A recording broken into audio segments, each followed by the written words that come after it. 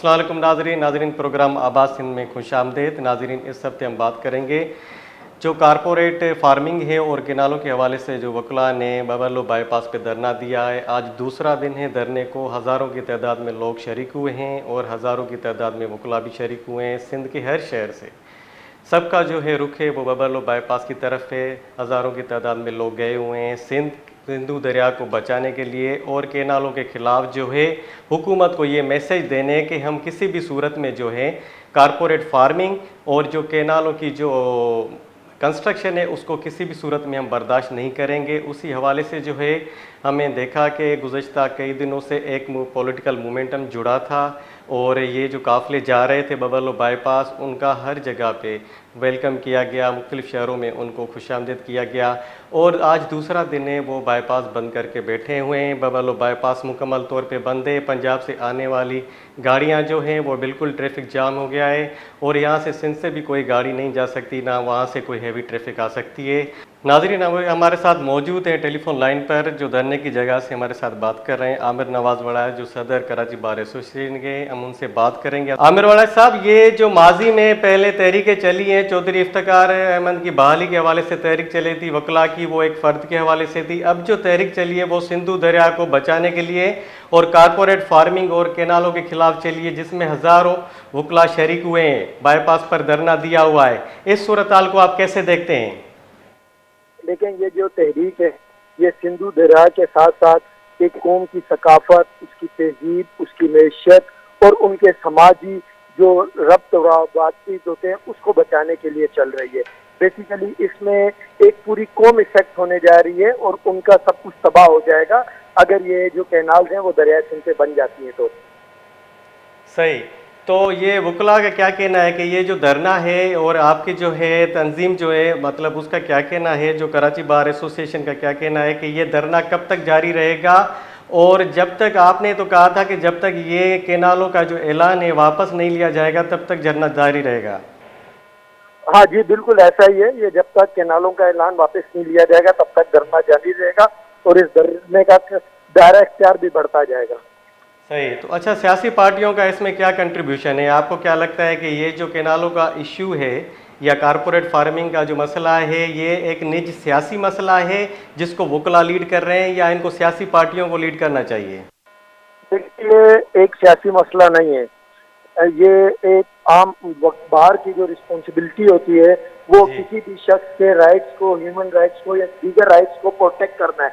यहाँ पे एक शख्स का नहीं, एक पूरी कौम के राइट्स का मसला है और ये पूरी सिंध की कौम का है। और इसी वजह से पूरी सिंध की जो बार एसोसिएशन है वो एक प्लेटफॉर्म पे इकट्ठी है। उनके साथ साथ फिर दीगर जितनी भी पार्टियां हैं, इस टाइम कोई भी पार्टी ऐसी नहीं है जो इस इशू से पीछे हो।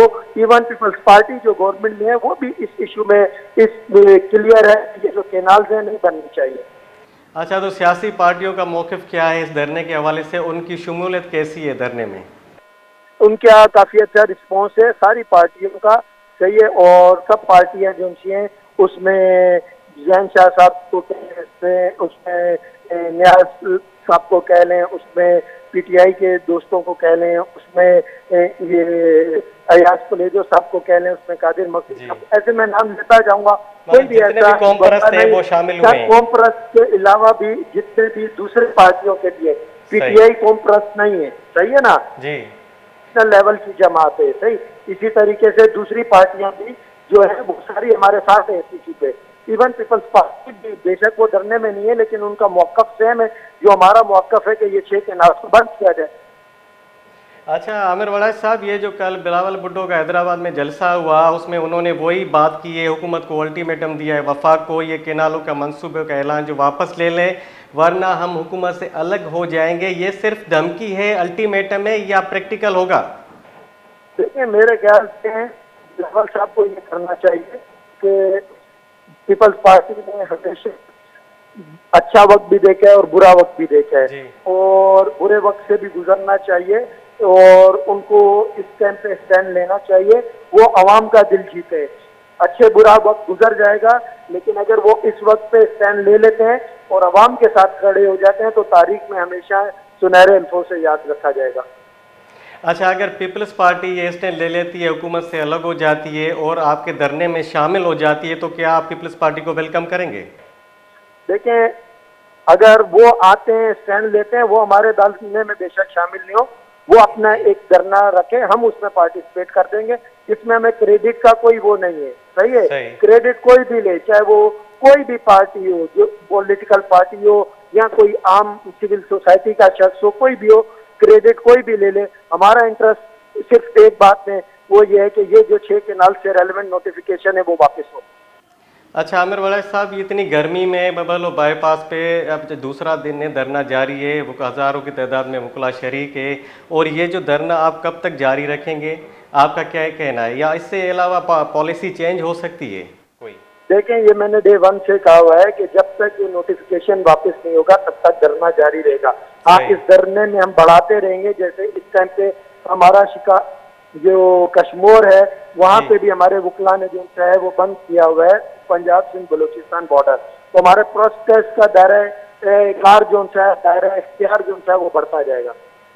अच्छा, ये जो धरना है बबलो बाईपास पे, ये एक ही मकाम पर है या सिंध के मुख्तलिफ शहरों में दिया हुआ है?